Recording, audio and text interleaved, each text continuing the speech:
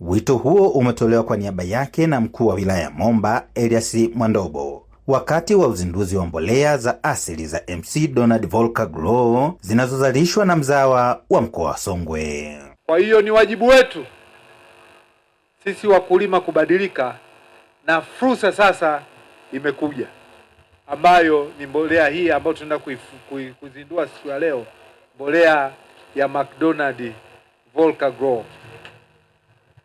Ndugu wananchi,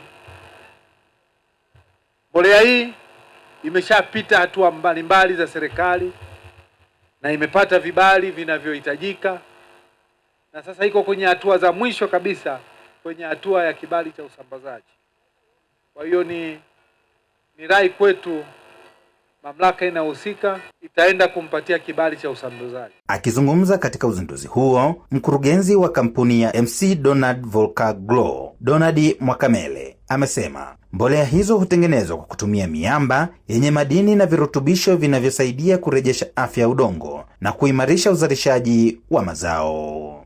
Lakini hiki ni mbolea ya udongo ambayo itawasaidia sana kunyanyua maisha yenu, kutokana na kwamba hamtarudia tena kwenda kwenye kupata madawa ya aina mbalimbali ya kufanya sifanya hivi. Hii ukiweka tu ni kiki moja kwa moja, haina kukuzia, kuvunia au kufanya nini.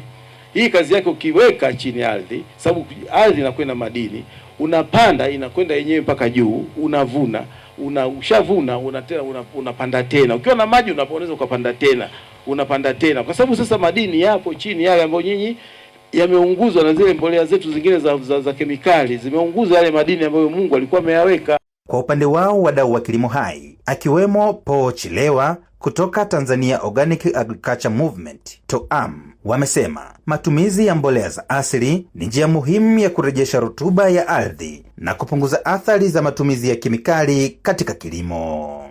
Kama wakulima tutumie hiyo mbolea, kwa sababu kwanza itakuwa inakupunguzia gharama, lakini cha tatu, kwa McDonald, baada ya kukamilisha hili zoezi, taasisi kama TFRA kufanya nao kwa ukaribu, sio tu kupata kile cheti, lakini kuhakikisha kwa mfano unaitangaza hii mbolea yako. Hizi ambazo tunalima na hizi mbolea za chumvi chumvi, kwamba tayari ubora wa matunda umeshaanza kushuka kwenye soko.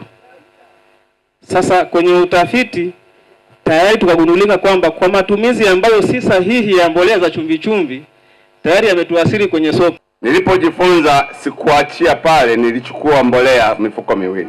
Matokeo yake ndani ya wiki 2. Samuel Mpogole, Hope Channel Tanzania.